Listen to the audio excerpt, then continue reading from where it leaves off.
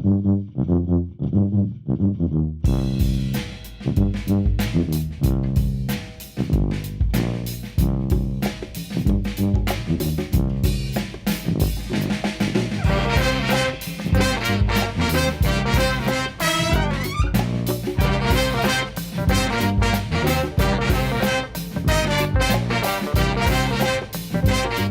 thing on the plate is a microgreen salad with arugula and chopped basil.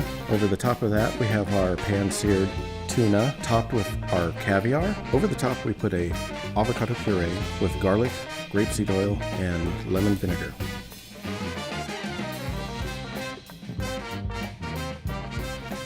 This is Hiramatsu Sashimi.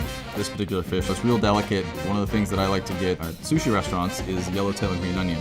So this is sort of a little version of that, sort of turned on its head. We got some nice spring onions out of our garden, so we pickled the bottoms and we made an oil out of the green tops. We took the rice, and rather than serving the fish on rice, we decided to make a rice cracker. Sprinkled it with a little bit of spice mix, which is the Sashimi Togarashi.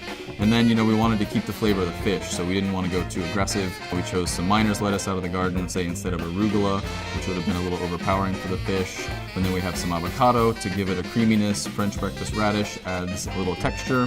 And then cara orange add a little bit of acidity and a tiny bit of sweetness. So all those flavors are going to be really nice with the fish, but not overpower it. And it's served with Fumé Blanc Reserve from Robert Mondavi Winery, which is just a delicious Sauvignon Blanc style wine. Nice bright acidity, nice fruit flavor.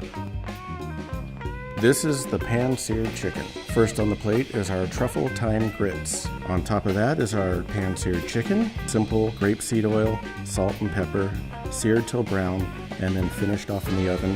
On top of that is our mushroom ragu. Last on the plate is our red wine marinated carrots.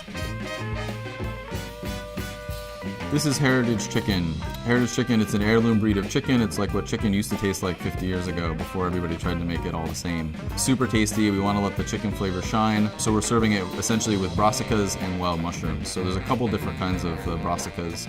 All vegetables in the same family. We've got cauliflower, which is replacing the starch on the dish. We're making a little couscous out of the cauliflower. We take some of the purple and make a little puree out of it. Then there's some kale, some Brussels sprouts.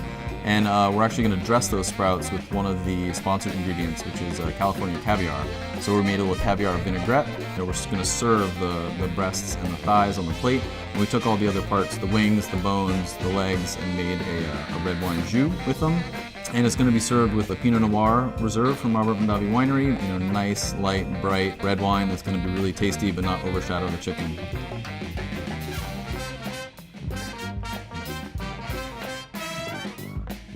This is a chocolate hazelnut tart with a chocolate hazelnut crust and filled with a chocolate caramel filling. It is garnished with a hazelnut brittle and a balsamic reduction.